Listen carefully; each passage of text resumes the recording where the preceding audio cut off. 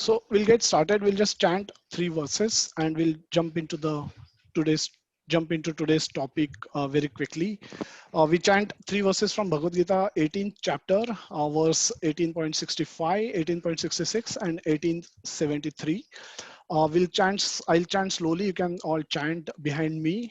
Um, so that these are all the ultimate instruction by Krishna to Arjuna, 18.65, the ultimate benefit of learning Bhagavad Gita, and ultimate learning as confirmed by Arjuna. So I'll just chant slowly. You all can repeat at your wherever you are, and so that we get benefit and we understand that this is the goal we all want to achieve at the end of learning Bhagavad Gita.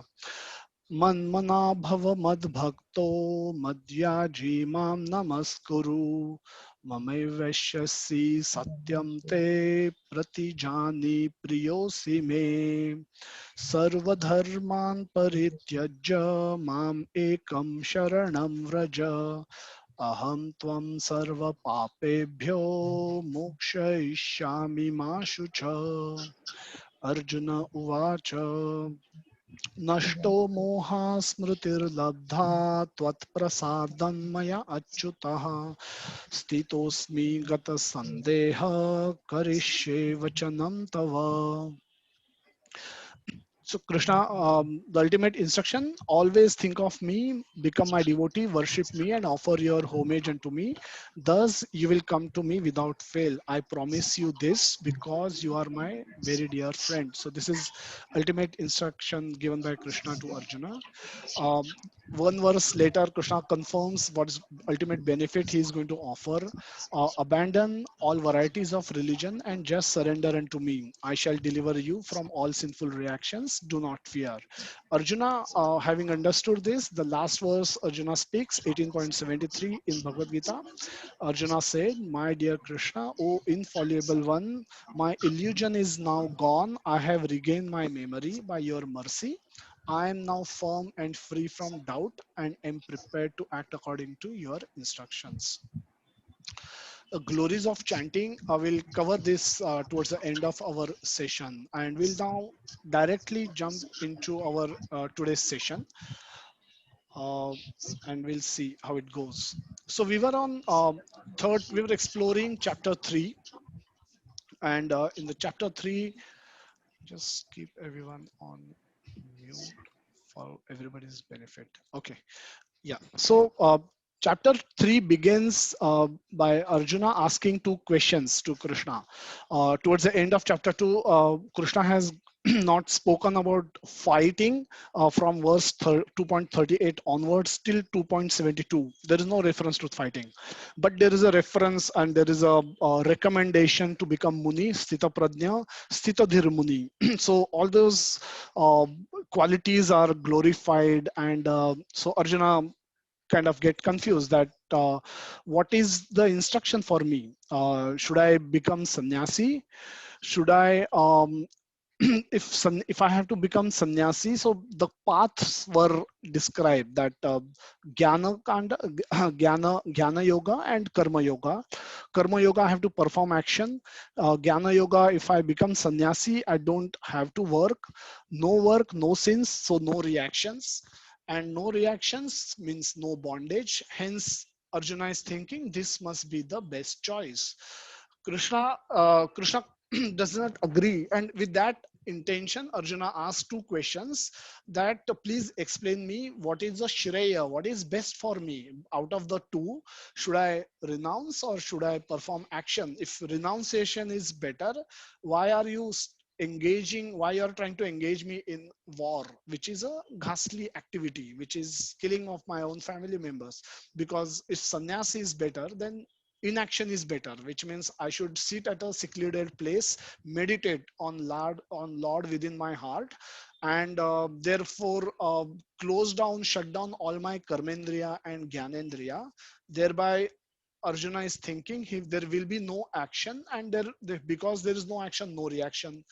But Krishna doesn't agree with his understanding of Arjuna, and Krishna responds in saying that no, you should not accept sannyas.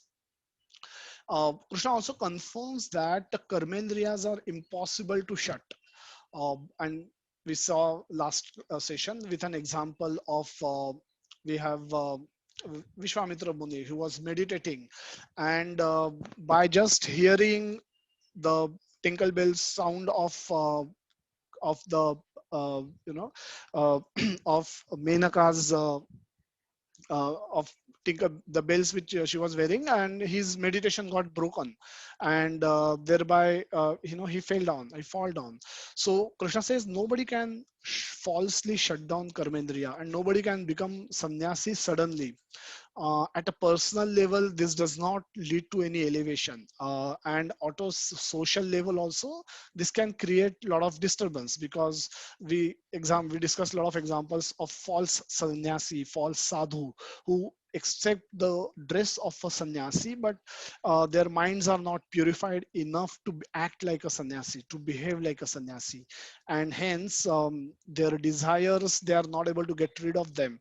Those vasanas are not gone, the mind is not purified, and just by accepting sannyasi dress, they try to take benefits which are associated with the dress, but unable to perform sacrifice and behave responsibly, which is expected for a sannyasi to behave, and hence they eventually fall down. So personally it is not elevating, socially it is disturbing, because it can create disturbance. Also, one cannot maintain one's body without any doing any activities. Krishna says that Kshanabhar also, you cannot, even for a moment, nobody can maintain activity if they stop doing everything. And there are voluntary actions, there are involuntary actions. So we are always doing actions. So there is no way one can maintain one's body without doing action. And hence, he said, if you do action, even involuntarily, you are incurring karma, and then therefore you will get bound. So the path which Arjuna thought was a superior, Krishna rejects it. Then the discussion goes further.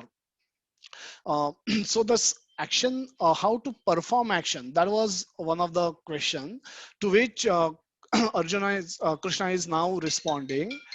Um, Krishna is now responding that how to perform action, and with which then he will not get bound. Um, and so this verse come as 3.9 in Bhagwad Gita. Yadnarthat karmano nyatra lokoyam karma bandhana tadartham karma kaunteya mukta sanga samachara. Work done as a sacrifice for Vishnu has to be performed. Otherwise, work causes bondage in this material world. Therefore, O son of Kunti, perform your prescribed duties for his satisfaction, and in that way you will always remain free from bondage. So now Krishna is giving a trick to Arjuna, by way of which he can still continue to perform activities without getting bound. And what is that trick is that one has to perform activities for the satisfaction of Lord Vishnu as a sacrifice. We'll discuss this verse in the next slide, but suffice it to say that the concept of yajna or sacrifice is introduced in Bhagavad Gita for the first time through this verse.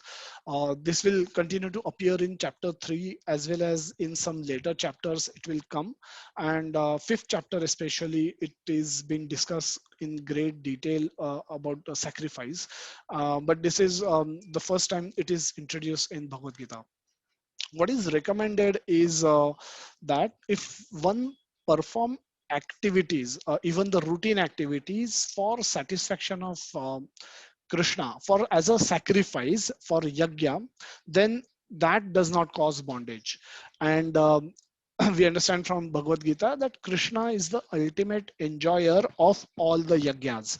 In Bhagavad Gita, verse 5th chapter, 29th verse, Krishna says, Bhoktaram yajna tapasa sarvaloka maheshwaram. Bhoktar aham. Bhokta is the enjoyer of all the yajna as well as tapasa, that is austerities, the sacrifice and austerities.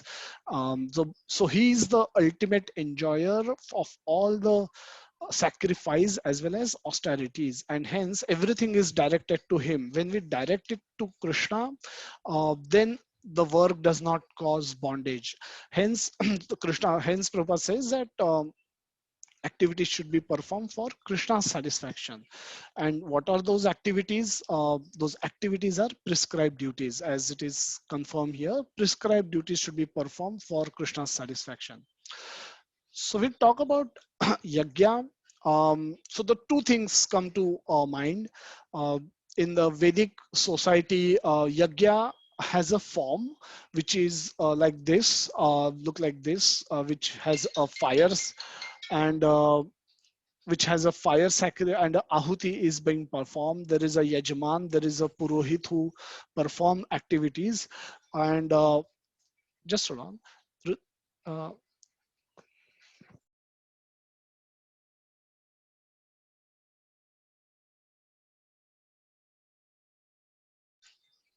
so so there is a set of ritual in the Vedic prescriptions given how to set up a yagya havan kunda, and what can be offered as a ahuti, what are the different purposes of yajnas.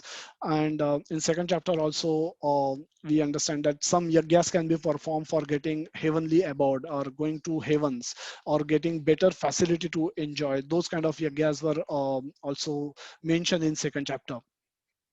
So as a form, this is a form of a yajna which will have a setup like this, which there will be fire, there will be ahutis performed, yajmans will be performing this, and it could be performed for various purposes. There depends on what you wish one yajman wish to achieve. Accordingly, a yajna could be prescribed in the Vedic scriptures. But the principle behind yajna is sacrifice. And what is sacrifice in simple terms? Sacrifice is something, giving up something which one can lawfully enjoy. So the purpose of performing yajna is to give sacrifice. So yajna as a word term used in this verse is the sacrifice words. So when Krishna says yajnarthat karmanonyatra lokoyam karmat bandhana, perform your prescribed duties as a sacrifice. The word yajna does not necessarily mean that every day there should be a havan kunda as and one should work in that manner, but the principle of sacrifice is being talked about rather than the form of havan havan kunda, as one can see. So what is the what is how is it how can this be implemented? So in the purport, Prabhupada explains that good or bad work done for self gives good or bad reactions, and reaction causes bondage, leading to repeated birth and death in the material world. Uh, so one may work legally, one may work dharmic way and thereby get good reactions, and one may try to work in a adharmic way and therefore get a sinful reactions. But every action, as long as being performed for our sense enjoyment or our satisfaction, is going to cause bondage in the world. And therefore one must work in Krishna consciousness for Krishna's satisfaction. Will towards the end of this session we will talk about this in more details. What are the activities, how one can perform activities in Krishna consciousness? What does it really mean? Can one do a job and still perform activities in Krishna consciousness? Can one do a business? Can a student perform activity in Krishna consciousness? So we will explore that in a separate slide towards the end. Such work is free from any reaction. Hence, there is no bondage. And Prabhupada coined this term that this is a great art of doing work but not getting bound, not getting reactions. So this is being talked about in this section. uh, Moving on, we have two more verses to cover today, and this will be followed by a group discussion activity. And so what I'll do is we'll talk about these two verses very quickly, and then we will straight away jump into the group discussion activity. So before that, let me just reconfirm. I have requested everyone to rename their login as with their first name, so we know who all are there. Secondly, when I'll explain how the group activity will work, and in a short while. So let's look at these two verses. Now we are in the title of the slide is Cosmic Cooperation between Devatas and Human. So this is the Karma Kanda section of Bhagwad Gita. In this section, so we talked about three aspects. We talked about in the second chapter, could talk a lot about buddhi yoga or jnana yoga, buddhi yoga, that is renouncing work or working with detachment, working with attachment to the fruits, and multiple things which we spoke about. But this section from now, starting with this verse 3.10, 3.11, and goes on to describe the karma kanda section. And we'll look at that. Uh, how does that fit into the yoga ladder that we say? We have karma kanda, we have sakam karma yoga, we have nishkam karma yoga, and then we have jnana yoga, dhyana yoga, and ultimately we have bhakti yoga. So we'll look at that ladder part of it as well. So this verse, these two verses we are considering together, and we'll discuss this in the rest of the session today. The beginning of creation, the Lord of all creatures sent forth generations of men and demigods along with sacrifices for Vishnu, and blessed them by saying, "Be thou happy by this yajna sacrifice, because its performance will bestow upon you everything desirable for living happily and achieving liberation." And the 11th verse, Krishna says that the demigods being pleased by sacrifices will also please you, and thus by cooperation between men and demigods, prosperity will reign for all. So, so the so there is a Sahayajna Praja Srishta Purovacha Prajapatihi. Prajapatihi is the Lord of all creatures. Praja is, and Pati he is a Lord. And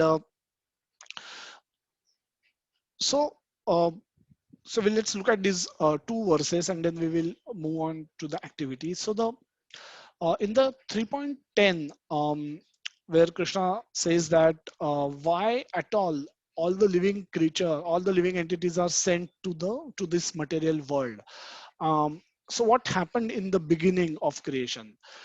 Beginning of creation, the Lord sent all the living entities in the material world, but He didn't send them without any provisioning. So whenever a baby is born, the milk is also sent. The baby is fed in the womb, as well as the moment it comes out, the milk is made available for the baby. Uh, so so everybody is provided for, and but the system what we are trying to understand is what is the system uh, through which we have been given what is due to us, and how are we being taken care of when we land up on this earth.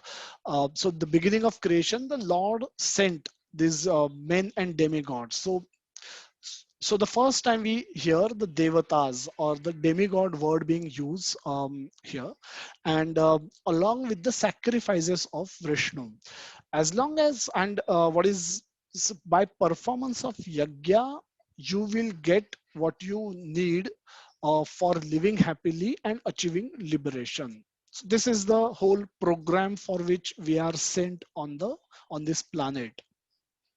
So material creation is a chance offered to soul to come back to Godhead. How the conditioned souls, having forgotten their eternal relationship with Lord, are trying to enjoy independently. So originally all the souls were in spiritual planet along with Lord Krishna. The moment you develop a desire to enjoy independently of Lord, or to become jealous of Lord or become envious of Lord Krishna, then you will stop serving Krishna in the spiritual world. In the spiritual world, everybody everybody is serving Krishna, everybody is loving Krishna and serving Krishna, and love and service goes together. There is no other objective for people to do. Every their action is directed towards Krishna. uh, so so the moment any soul get a desire to enjoy independently of Krishna, he has to accept a body in this material world. And that's the program that got created. But however, when he's sent on the material in the material world, he's also sent along with the sacrifices here. And there are devatas who are in charge of this material world, who are managing this material world. Just like we have administrators in the government who are managing the whole country. The conditioned souls, why they come here? Because they forgot their relationship with Krishna. They forgot relationship with Krishna, as well as they develop desires to enjoy independently. Hence, they have no other choice but to come in this material world. Uh, what they can do once they come here, they need they need to still live here and survive and sustain here for the time span which they are allotted. And in order to get what they want, in order to live happily, or to live even survive, basically they need to perform sacrifices. With these sacrifices they will get what they desire. And then they can simultaneously develop desire also to go back to Godhead, perform Krishna consciousness, and ultimately when they leave body, they can think about Krishna and leave body and go back to Godhead. That's the whole program of Lord sending souls in the material world. So if you can relate this with a hospital. If somebody becomes sick, goes to hospital, gets and hospital also has facility for living, facility for sustaining, and facility for recreating at times. But ultimate objective is purification and reformation, purification and curation.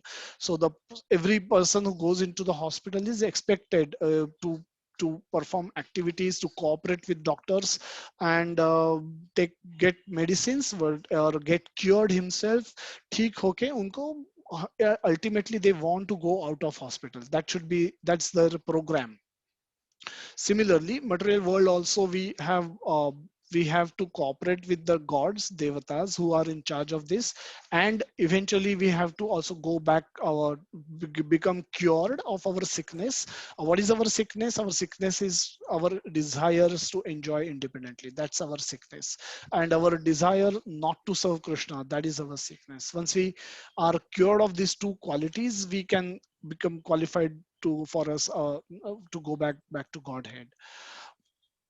So we'll talk about the cosmic cooperation more, and we have a activity around that. Um, so the cosmic cooperation is dependence on nature. So are we? So when we come to the world, we have nature around us, and nature is providing us a lot of things. In fact, all the things that we get, we actually use nature for our food and water and light and everything. The wood come from the jungles, and we we we utilize and leverage nature for our survival. So are we? The one question is, are we dependent on nature? Um, who are demigods and what is their role? Uh, Prabhupada says in one of the previous verse that demigods need to be offered sacrifices, or else if they are not happy, then they may the demigods being pleased by sacrifices will also please you, and thus by cooperation between men and demigod, prosperity will regain. So there is an expectation that these demigods, whoever they are, they need to be pleased, they need to be satisfied. So these sacrifices are meant for their satisfaction also. So who are they and what is their role in this entire natural setup? in the setup of this world, should demigods be offered anything in return? So if they are in charge, if we consider Indra being in charge of rains, should he be offered anything back by us? And should they feel disrespected? Is it not their job to do what they have to do? Can we disrespect and still live here happily? So these are some of the questions that we have. And we also will do a group activity very shortly. uh, what we will do is, I'll just stop sharing. So yes, we can still talk. We will divide this everyone in 4 groups. So I'll I'll just stop sharing so that we can talk about it properly. Okay. So we'll be distributing this entire group in 4 different rooms, and I will push you all into the rooms, and you need to now and so there will be one facilitator in your room who will present a slide, and you need to the group need to discuss the slide, and they need to deliberate on the slide, and there will be one question to be discuss and answer. And after a while I will pull you all back into the main room, and then each group will present. So this is a brief activity that we will do today. All of you can, once you go into the rooms, I'll create room and I'll push you all into the 4 rooms. I will distribute you all in 4 rooms. So there are 4 coordinators whom I have made co-host, so they will be able to share their respective screens, and so that there will be a small paragraph which you all have to read, discuss, and then come up with the answer, and there will be a question on the top. So when I push you out in the rooms, you will get a pop-up for acceptance, and you need to accept in order for you to get transferred to that room. So that's one. Secondly, if you have joined from mobile phone, sometimes that pop-up will come as on the left hand side top of that mobile phone. So on the laptop or a desktop it will be prominent, but if you're logging from mobile, then you will have to look up for that option and then accordingly click, and then you will get activated in that room. Okay, yeah, I will.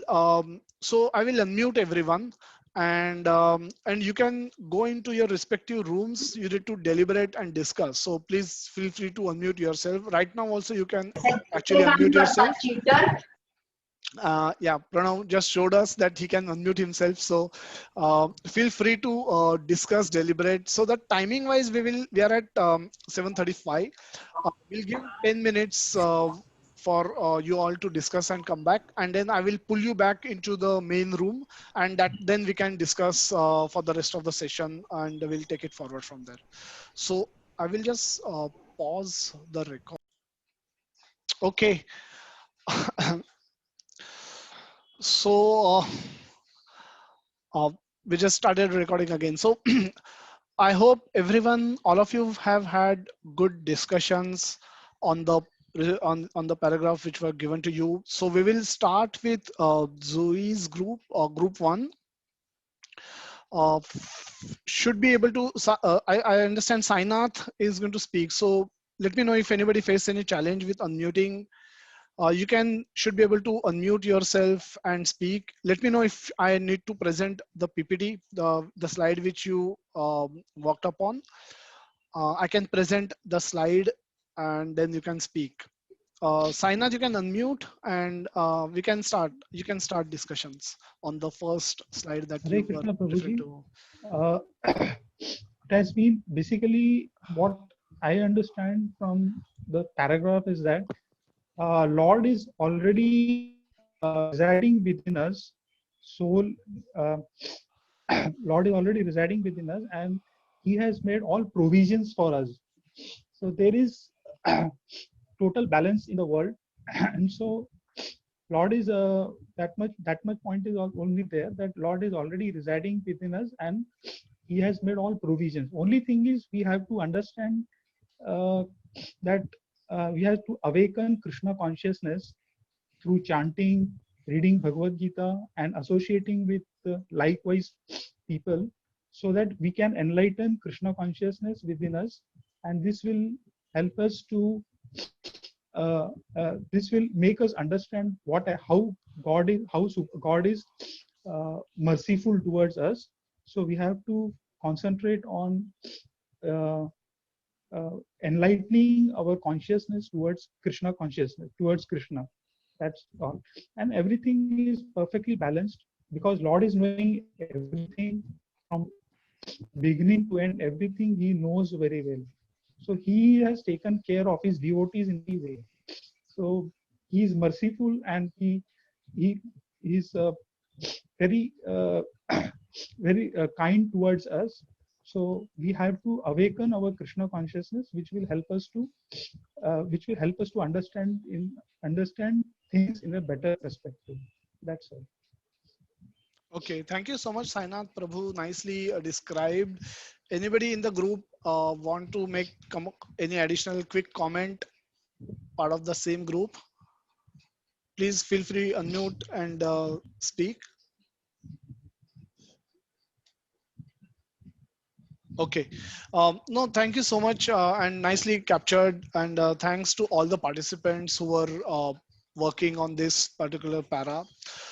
So this is a para which we have picked up, or we have picked up from Light of Bhagavata book, from which Srila Prabhupada wrote at the very beginning, and a very beautiful book, uh, very but and a similar message that Krishna is speaking about now in Bhagavad Gita, that how the nature, how Krishna has made provision for all of us, how we are not just sent into the wilderness to figure out ourselves what to do, how to do, but everything has been taken care of.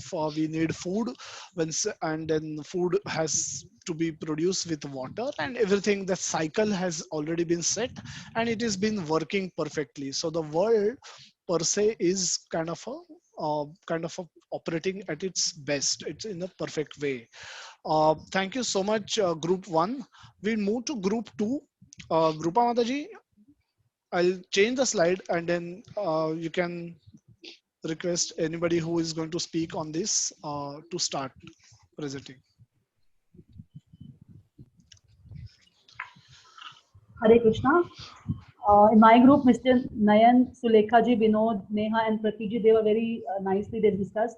I request please participate from our group.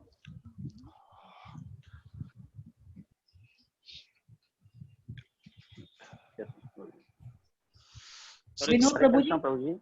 Sainath, I'll mute you, and so that others can speak. Yeah, Yes. Hare Krishna Prabhu. Please go ahead. yeah, Hare Krishna Prabhuji. Yeah, in our group, the slide was showing about the water cycle, that how God is made an arrangement of providing water to each and every creature of the world, whether they are residing at any place, maybe in jungle, maybe in remote areas. So water being transported, filtered, and made available to each and every place for entire creature of the world, that God has made as meant to provide a purified and clean water to this. Now it is our duties and responsibility to make sure that such cycle should remain balanced. Now, and also my further question to you in this is, like, okay, water cycle is there for earth. There are atma beyond this earth also, which are made into body which is not like a human body, like animal body, but they also have different kind of requirements. So similar arrangements have been made for there also on extra planetary position also. So if you can highlight some point over there, then I will be grateful to you. Sure, Vinodji. We'll take that towards the end of the session.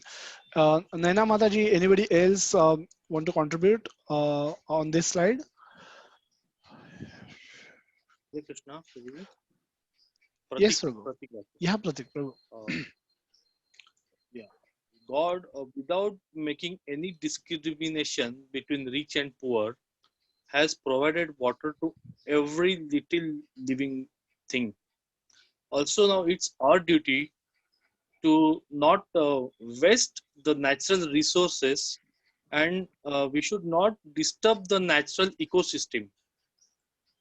And as far as possible, the rainwater which we get it naturally, should go in the I mean the ground, so that the wells, the bore wells, should not dry, so that there should not be any scarcity of the water.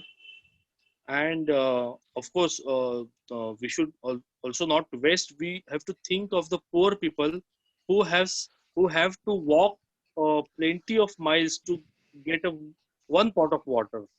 So it's our duty. So God has helped us, we have to help the people, for them, to them, who the water is not readily available. Great. Very Hare valid Krishna. point. Yeah, Hare Krishna. Very valid point.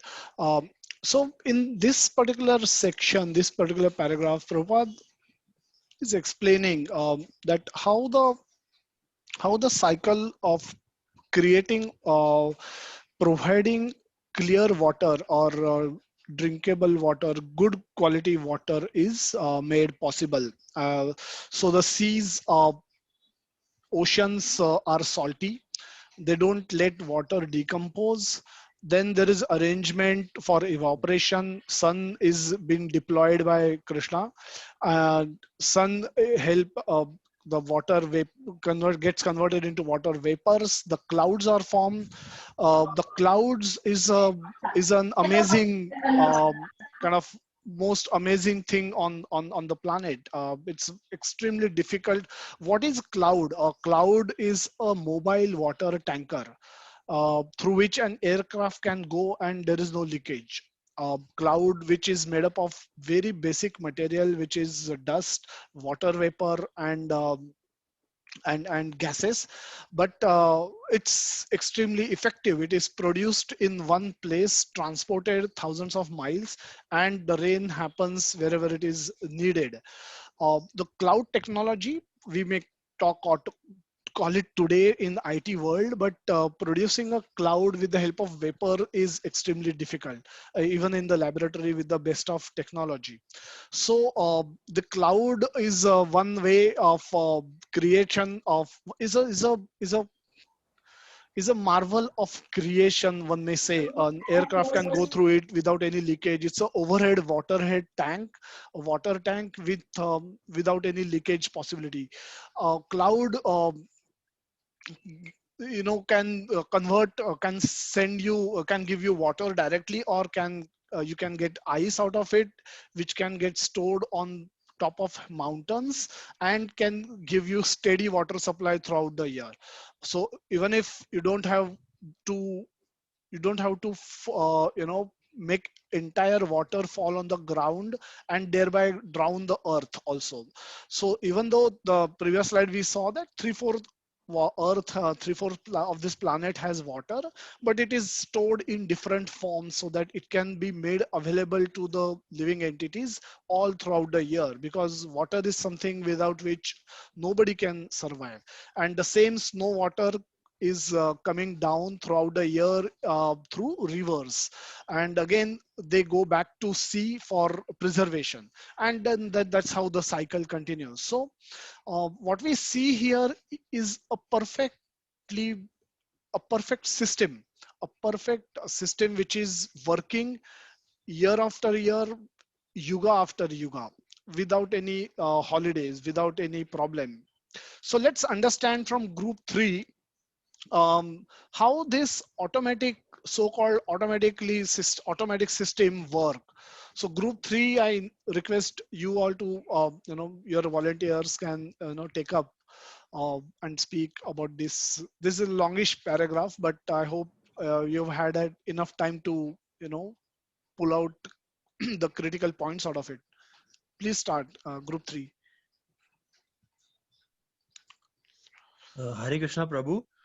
Uh, the discussion in our group, the main points I will cover. Okay. A very good example. Am I audible, Prabhu? Yes, Savina Our group Prabhu. is group 4. Sorry, my group is 4? Yes, Savina. Our group is Okay, number 4. sorry. No problem. I think Rujita Mataji was in charge of group 3. Anybody volunteering from group 3? Yeah, so we had very brainstorming discussions, very nice discussions, and very interesting points that were discussed in our group. So, group 3 participants, you can share your thoughts. Billy Mataji, Jigna Mataji, and others as well. You can share your thoughts, please.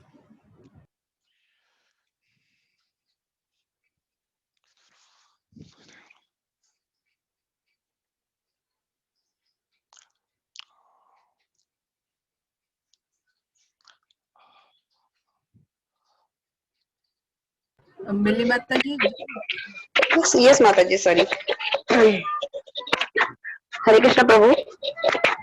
Yes, Uh, I was sa- I was sharing that does anything ever work automatically? No, in my point of view, nothing works automatically.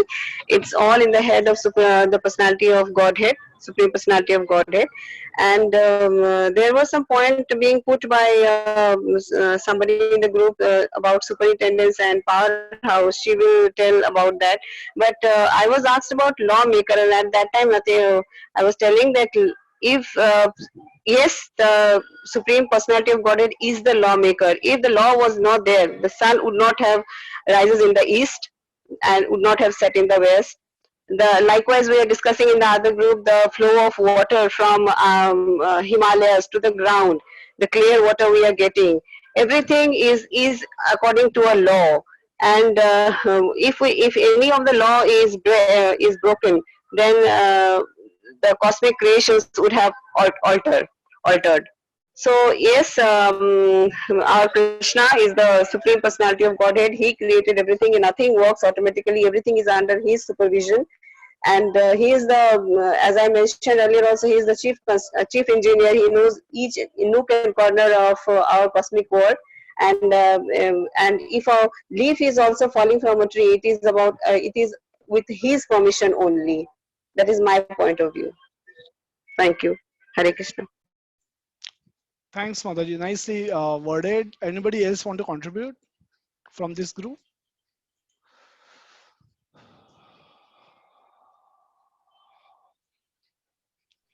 Jigna Mataji, would you like to speak?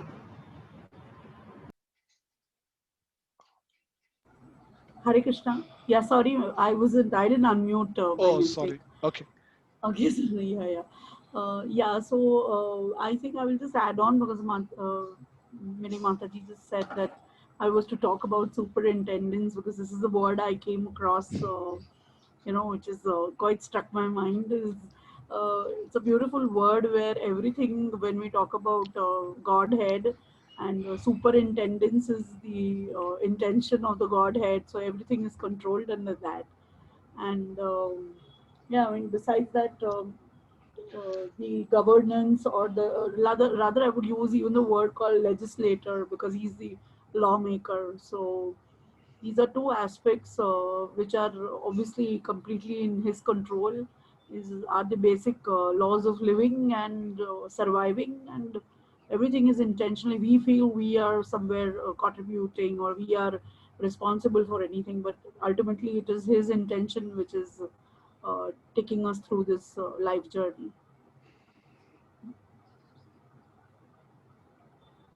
Sure. Thank you so much for contribution, and hope you have had lively discussion. I understand. We do. So that's always nice to have multiple views, and that's the whole intent.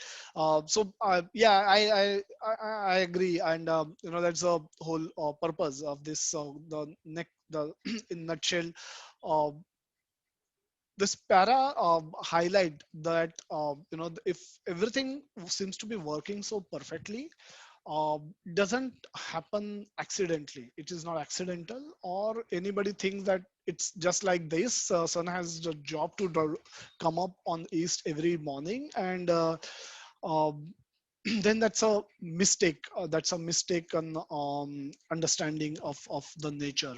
So behind law of nature there is a living brain of God, and the material works so nicely and not blindly because of the superintendence of the supreme powerful God. So Krishna is omniscient, omnipresent, and omnipotent. So he's everywhere. He is completely capable, and uh, he is present everywhere. He knows everything. So that's how the whole creation is operating. Day-to-day basis, we may not see the devatas operating and switching on, and then the sun rising, and or the Indra, as we would have seen in some movies or TV serials, that Indra, take out his vajra and then the cloud bursts and the rain falls.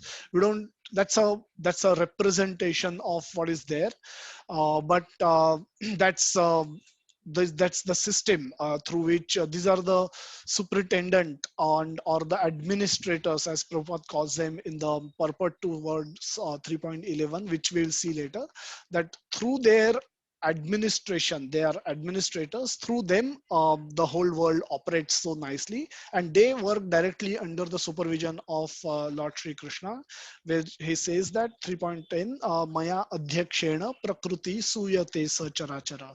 So under his ultimate supervision, everything happens. So thank you so much, group 3. We move to group 4. I understand Savinay Prabhu. Savinay Prabhu is already. One question. Yeah, Vinod Prabhu will take questions later. We'll have this because then a flow में हो जाएगा ना. Group 4 का बाकी है presentation, so we'll come back to the questions. Right. Okay, Prabhu. So group 4, please go ahead and go ahead and start with your discussion. Yes. Prabhuji, in our group, a very good example of just as a water cycle, example of oxygen cycle was given, and the fallen leaf, the dead bodies, which goes back to the nature, and so all the cycle is going in a perfect way. All these cycles are definitely going in a perfect way, because anything working perfectly has to have a controller, and in this, which is Lord Himself. So everything has been taken care of in a perfect way, only till we are taking out of nature only what we need. So, but what happens as soon as we forget of Lord and try to become Lord ourselves, we start exploiting the nature earth, and the cycle disturbs. So it can only be maintained by we being Krishna conscious and only take what we need for living happily, and always thank Lord and remember Him for His mercy in the form of nature, without which we cannot survive for a second. This all was discussed, Prabhu. Savinay Prabhu, you put that up very nicely, and thank you so much. Thanks to the entire group for coming up with such a nice summary. And yeah, practically I don't have much to contribute. You've summarized it very well, and that's true. And we'll see what Krishna says in the purport to 3.11. Krishna calls them, now we are on 3.11. So Krishna calls these demigods are empower administrators of the material affairs. And so all the demigods are empowered administrators, and they have some authority which is higher than the human creatures or the living entities, but they don't have the ultimate authority. So they are empowered administrators. Let me just see if there's anything in the chat. Okay, I'll just represent this PPT. I'll just stop presenting and present again.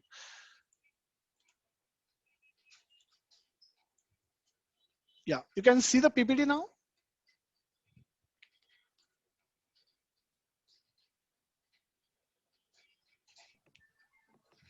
Yes, Prabhuji. Okay, great. So yeah, so the demigods are in charge, and they arrange for supply of water, air, light, and all our necessities that we need. I'll just mute all the participants for a moment. Yeah.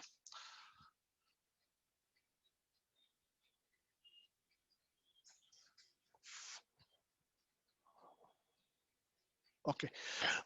So they are in charge of providing us with all the necessary benediction, maintenance of all. And this verse says that demigod work under the supervision of Lord Sri Krishna, and pleasures and displeasures of demigod depend on performance of yajna by the humans. So humans are not just supposed to draw things from nature without offering them back to those respective demigods. So these demigods, though they are in charge of the material affairs, they need to be respected, and they need to be respected. That though they are doing their duties, they need to be still respected. We will see why. There are two ways in which humans can obtain things that they need from nature. So there was a research, can human purchase or can human pay nature for what they get from nature?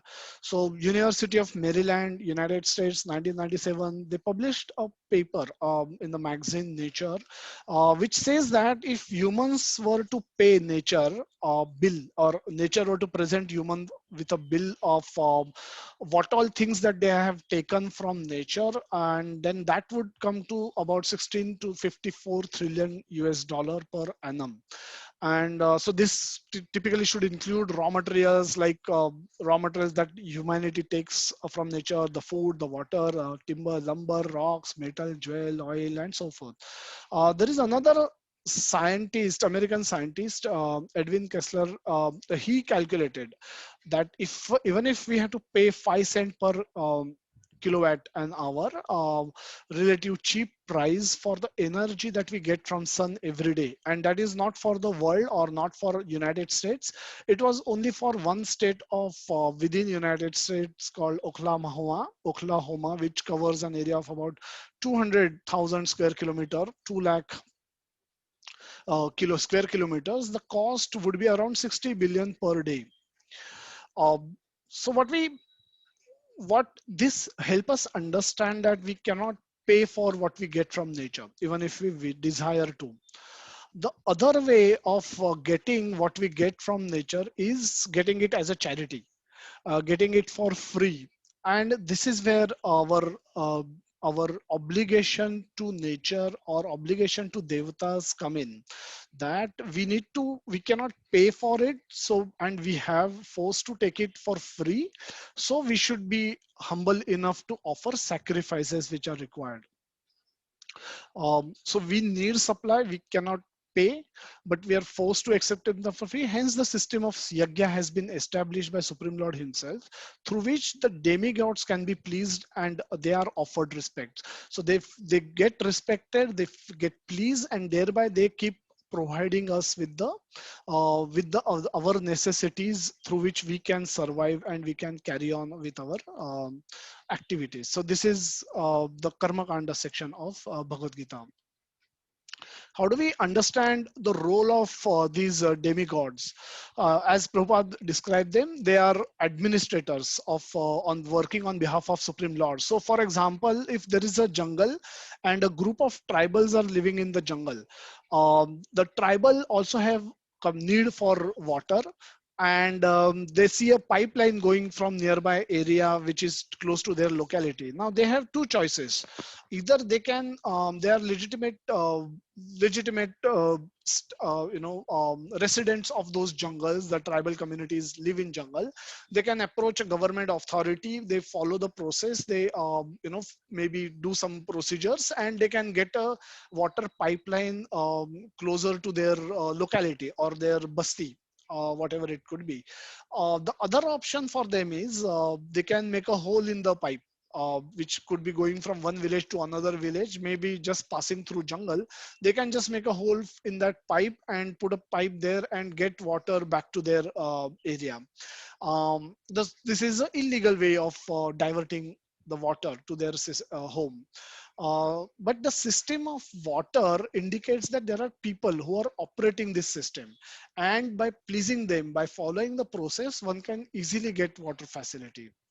As opposed to this, if there happens to be a group of gang of dakus living in the same jungle, and dakus are lawbreakers, so gang is not they will not be able to follow the process, and because then government officers will ask them, what do you do? And then they will not be able to describe that, so they will have no choice but to break the law. They've been breaking law, that's why they are living in jungle.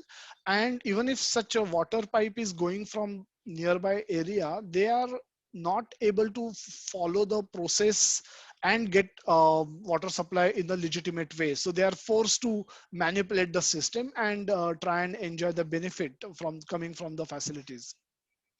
So disrespective demigod is ultimately disrespective supreme lord, because they work directly under the supervision of supreme lord krishna. And demigods on their part, when they get respect or they get sacrifice offered to them, they should not think that they are the supreme lord and they are the supreme controller of their area, their activities. And the example we see in krishna katha, when when the annual sacrifice for Indra was being prepared, he stopped that. He stopped that, not because he wanted to disturb the flow of sacrifices, but he wanted to teach Indra a lesson that you should not get overly proud just because people are offering to you. You should accept sacrifices offered by people as a representative of Supreme Lord. And therefore he stopped the yajna sacrifice which was being supposed to go to Indra, and he directed that towards Govardhan, and he himself assumed the form of Govardhan and consumed all the bhoga that was offered to Govardhan. And in that case Indra got angry. He tried to drown the whole Vrindavan, and eventually he come to his senses and he begged for forgiveness. So demigods acting on behalf of Lord or also need to act in that understanding that they are only representing Supreme Lord. They are not supreme by themselves. Whatever ultimately they are giving to the humanity is also coming from Lord, and they are just a channel through which it is going to the humans. The best policy, what is the best policy? Best policy is to offer everything to Krishna directly. How do we understand this? When we water the roots of a plant, the all parts of that tree gets nourished. So we don't have to individually go to every part and water that part. You just water the root, every part gets nourished. So this is the system. So as we were speaking, we are in the Karmakand section. Karmakand section require means regulated sense gratification. Karmakand section in Vedic scriptures provide for sense. The whole concept why a jivatma, why a soul would want to come to material world is for sense enjoyment, because in the material, in the spiritual world, there will always be engaged in serving the Lord, and thereby there will always be exchange. The Lord will be serving the devotees, devotees will be serving Lord. What happens in Krishna Katha, exactly that happens in Golok Vrindavan also. That's just a trailer that was shown in Krishna when he appeared in Vrindavan. And so, but in the process, everybody is concentrating, or everybody is directing their activities towards Krishna. Everybody is working for Krishna. Everybody is trying to please Krishna. Uh, there is no separate sense enjoyment facility that one try to create only for oneself apart from Krishna. And hence everything is connected with Krishna. When one has to perform, develops a desire to enjoy independently of Krishna, then that's how he comes end up coming on in the material world, and he starts from the bottom of the yoga pyramid or yoga ladder. So the Karma Kanda section provide for regulated sense gratification. You want sense gratification? Okay, do it in a regulated way, do it in a dharmic way. And as the ladder progresses, the Sakam Karma Yoga is attached to various fruits of the work, and the work itself. Nishkam Karma Yoga is detached from fruit, but attached to work. Jnana Yoga is Brahman and austerity. Ashtanga Yoga, the Dhyana Yoga section, which is eightfold path of meditation, and the Bhakti Yoga, which is the best yoga that is ultimately recommended for Arjuna by Krishna, which has benefits of all the previous yoga. So there is enjoyment. Devotees do perform all kind of activities. The the devotees do not give up eating, but they eat prasad. Devotees don't stop if they have somebody has a singing skill.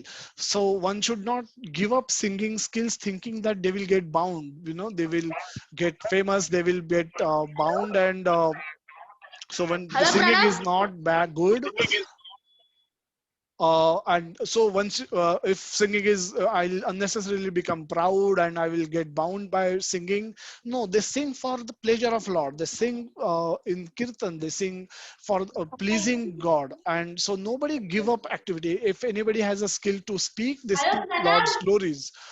um, so that's how bhakti yoga combines all the benefits of all the yoga, and still it is higher than all the yogas. How do we we'll just move on. How do we perform bhakti yoga? How do we work in Krishna consciousness? In the lockdown stage, we can work in Krishna consciousness in an extremely simple way. We may have we may have we may have a deity at home, or we may have a picture of Lord, a Radha Krishna picture at home, and with the Guru Parampara. All we need is we can worship that daily. Uh, we can offer bhoga, we can cook food which can be offered to Lord, and we can offer it twice a day at least. That whatever we prepare, we just offer it to Lord, and we can take that as a prasad. At home, we can chant and we can perform small kirtan every day. Again, very doable. Again, very doable activities, and the reading, hearing, and reading from Bhagwad Gita and Bhagavatam. So there are many facilities available for reading and hearing Krishna Katha. There is a daily chat which happens, which we all can take benefit. There is a Bhagavatam class, Bhagavatam reading happens at 8:30, and there are many other online channels through which we can assimilate knowledge about, and we can continue develop taste for Krishna. Calling devotees at home whenever the lockdowns get over, we can call devotees, we can associate more with devotees, we can visit temples, we can attend physical classes, and we can, whenever devotees meet, the three things happens: the katha, kirtan, and prasad.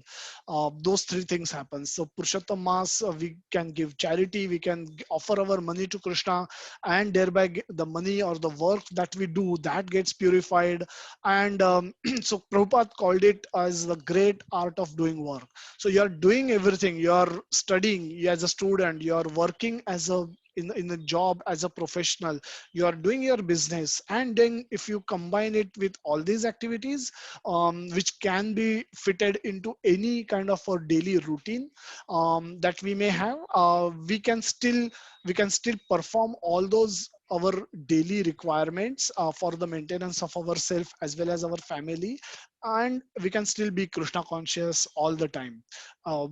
The Henry Ford's grandson, he's initiated devotee. He's doing it.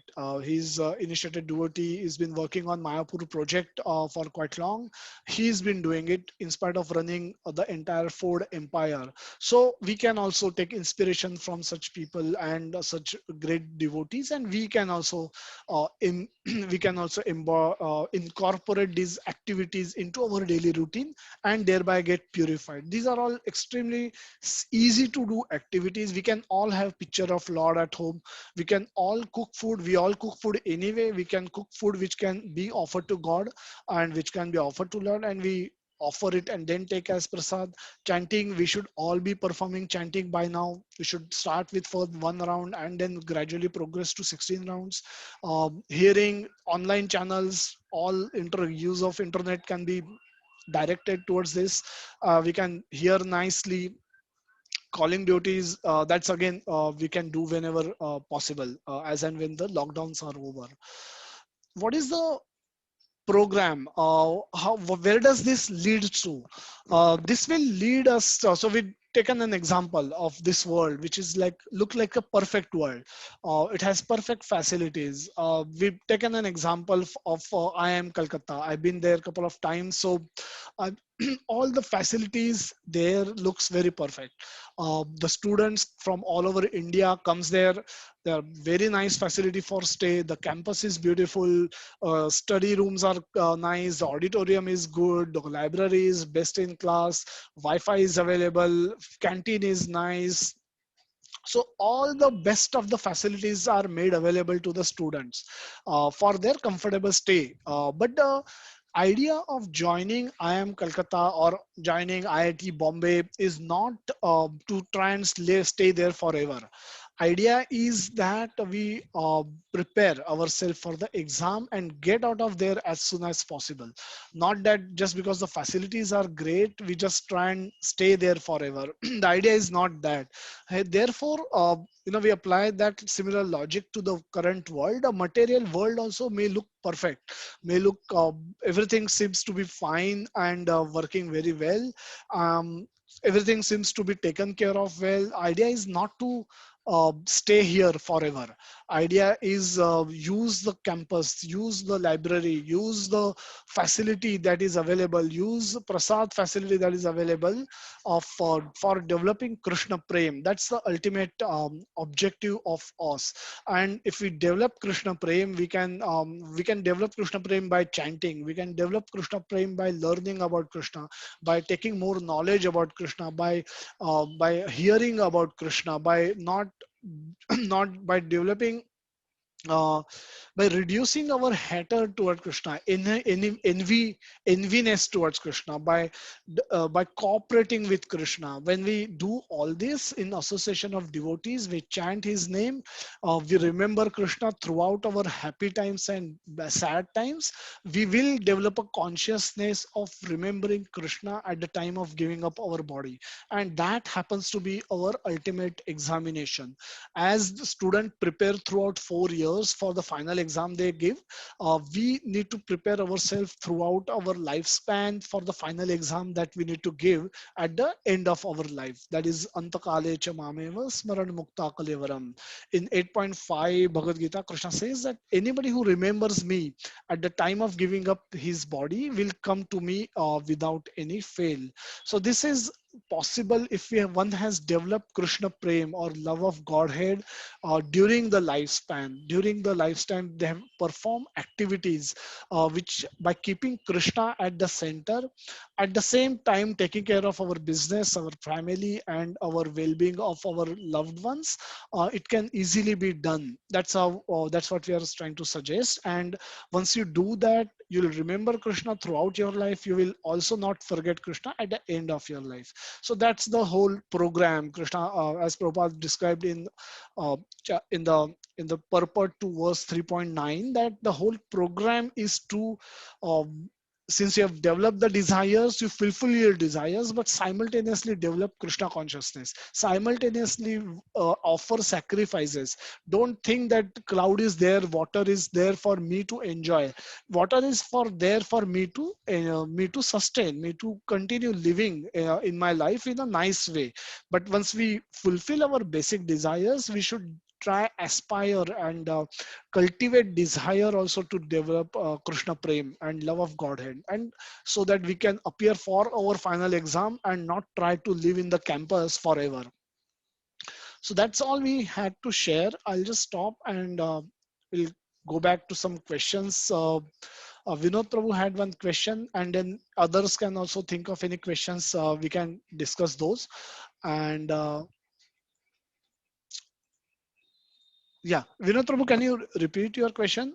We can try and discuss those questions now. Yeah.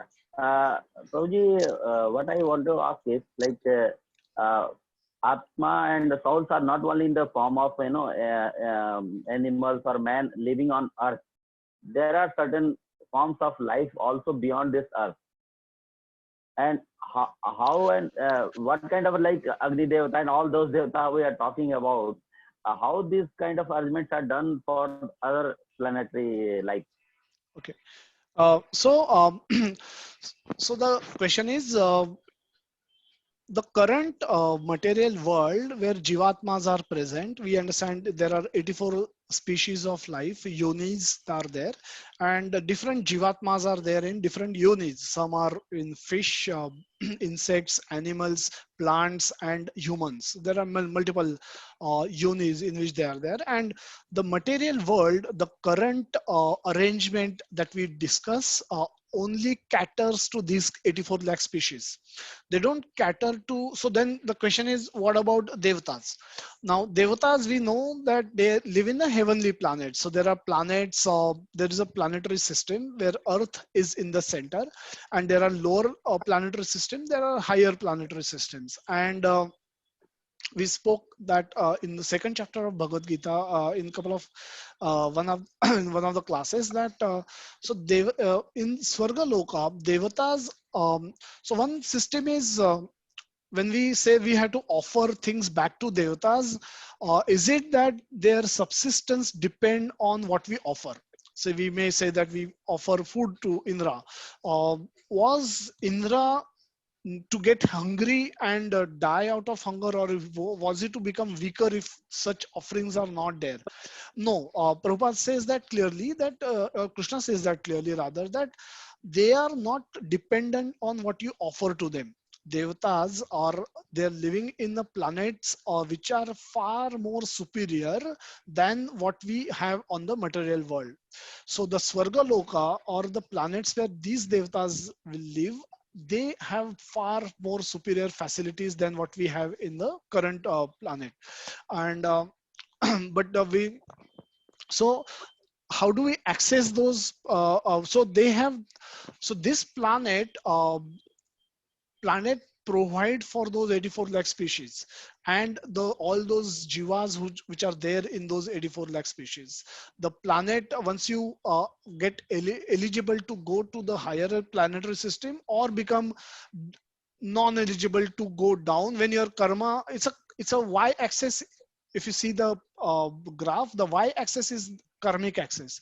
When your karmas are so excellent that in the in this material world, even the best of the best facilities cannot be given to you, you become still eligible for even further better facilities, then you are slowly elevated to the higher planets.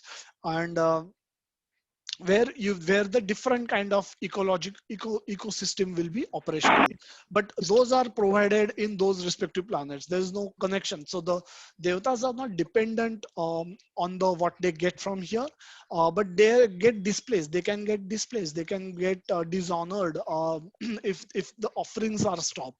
And the best way of offering is offering directly to Lord Krishna, who is the root cause of all the, who is like watering the root rather than watering each and every part of tree. Like the God is the main provider, Lord Krishna is the main provider of the facility to us. Now why the intermediates are there in between to, and then they expect some return, or they expect some this thing? It's just like a middleman. Yes, nice question. So as you're right, the God is the ultimate owner, and he's the creator, and he's the owner, and he is the ultimate controller. But but the devatas are deployed as administrators. Just like you have prime minister, you have finance minister, and then there is an income tax officer who is directly talking to you. um, there is a system through which it works, and this is the system that Krishna has created. He's created it, and he is operating it in this way. We can then, what is the role of devta? Why do they ask anything back? They ask, they are giving it everything for free. They understand that though they are acting as a middleman, they are taking it from God, and then they are passing it on to the people in general. However, people in general are also receiving it for free, so they should not be disrespectful towards devatas. If they become disrespectful towards devatas, devatas are not dependent on what is being offered to them, but being disrespectful becomes, it's just bad manners, if nothing else.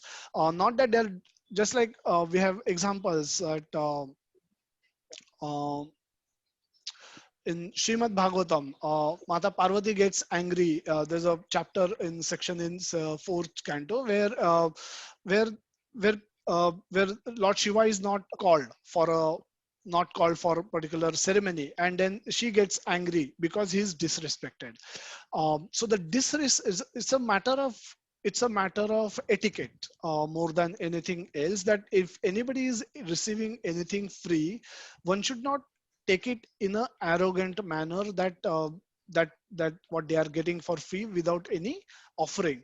And hence the system of sacrifice has been created so that one always remain in recognition of the fact that they are getting something from some higher authorities. And a person who is in the karma kanda section, who wants to enjoy the senses, and if he does not develop this attitude of offering it back, so in one of the purport Prabhupada says even meat eaters are supposed to offer. They can offer it to different devata, but they still need to offer and eat. They cannot take that also free of cost. So the system of sacrifice is meant for purification of human beings. It shows it is for showing respect to devatas who are deployed by Lord Krishna to serve the planet. B, it makes humble. It makes living entities who are enjoying those facilities. It makes them humble, and it helps them eventually develop Krishna consciousness. That's why they need to offer.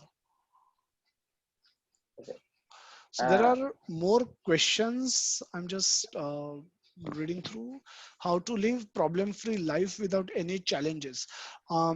Again, different. It's a and why people suffer in their life when God is merciful. Why is one suffering? So how to live life problem-free. Now, so again, a very nice question. So one, if you look at the material world, which is referred to as Dukkhalaya Ashashvatam, is not by mistake that Krishna is calling it Dukkhalaya Ashashvatam. It's like an example of a ocean. It's often compared to an ocean, that when you are in the middle of ocean, you are bound to experience smooth waters, good weather and bad weather, both.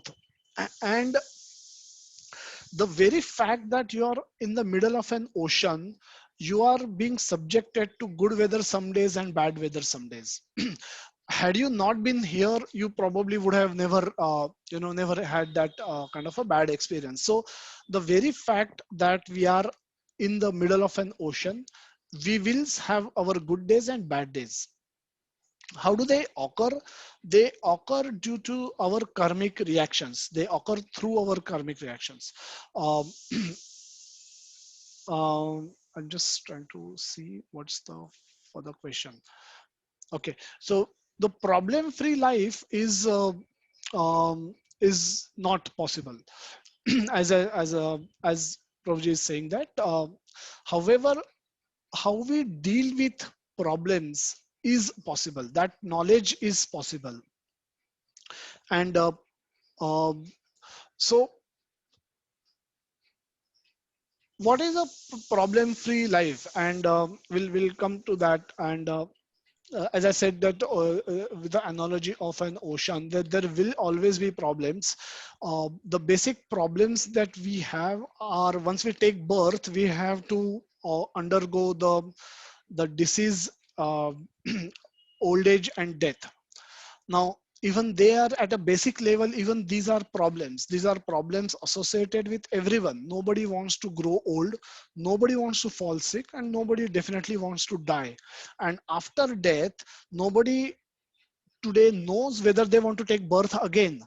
Because of no knowledge, we are forced into the womb of another mother, which could be in a palace, or which could be under a flyover, or in an animal species. We will be forced into those wombs in a helpless manner. So at one level, the very fact that we are present in the world will be subjected to these problems. And apart from that, the Adi Bhautik, Adhyatmik and Adi Devi problems we will be all be subjected to. Like we talk about the gang of Dakus, we may try to become good, we saw those pictures where Dakus were living in a jungle, and those Dakus, they were not eligible to get legal water supply, but maybe out of 100, 4 or 5 of them were saying that okay, we will become good citizens from today onwards, so we will go and apply for the water connection, so that all of you 95 people can get this thing. No, that may not happen, because that's not sufficient. Government may still look at them as a gang of Dakus and may still not give them, they will not be in the position, but not be in the position to get legal water supply. But all of them, if they try to reform themselves, and then government will be happy to provide them with water, just like any other law-abiding citizen. So that's then government becomes duty bound to provide water to them. Similarly, we will be subjected to miseries, we will be subjected to problems as long as we have these bodies. However, how we deal with those problems, that's what we can learn from Krishna consciousness process. We can learn that why those problems are being caused to us, and how we can deal with those, how the success can be dealt with, how the when we failures can be dealt with, how what is our mind, how is it in our mind to suffer. We may have problems, but suffering be a choice. So these are the aspects that we learn by studying scriptures. And at the core, that we are all souls, we are having bodies. We have this body, we earlier had different bodies, and later also we will have different bodies. So to the core, we are immortal, we are imperishable, we cannot be killed. So once we develop this knowledge, once we develop right consciousness, our ability to deal with problem becomes completely different. Then we are able to easily live through the problems without getting impacted by them. Not to develop a kind of a consciousness where a person is when a person is given anesthesia, he does not feel happy or sad. This is not that kind of a consciousness. It's a Krishna consciousness. So you understand and take everything with understanding. When you review everything with understanding, you are able to deal with your ability to deal with the problem without getting suffering far improves. And that's what we should try to do by taking up the process of Krishna consciousness, which is primarily chanting Hare Krishna Mahamantra and hearing Krishna Katha through Bhagwad Gita and Bhagavatam. There is one more question. Sulekha Mata, do you have any question? There's one more question from Aishwarya Verma. If we worship only Radha Krishna, then is there a need to worship other demigods also? It's a saying that the devatas also don't accept worship. If we accept the Lord Ganesha first, then okay. So yeah, that's a nice question, that if we worship Radha Krishna, should we then worship other devatas? And we'll cover those in some of the subsequent chapters, some of the subsequent verses that will come up. So the idea is, if you are worshipping Radha and Krishna, then you need not worship any other devatas. As we heard in our example, that when you water the root, all parts get nourishments. And devatas, as long as you're watering if you're not offering anything to anybody, that can cause displeasement to the devatas. But if you're worshipping their own supreme lord, to whom they themselves worship, then there is no question of jealousy, there's no question of contradiction there. So as long as you're worshipping Krishna, there will be no need to worship anybody else. And all other all other devatas are considered to be different bodily parts of Lord Krishna.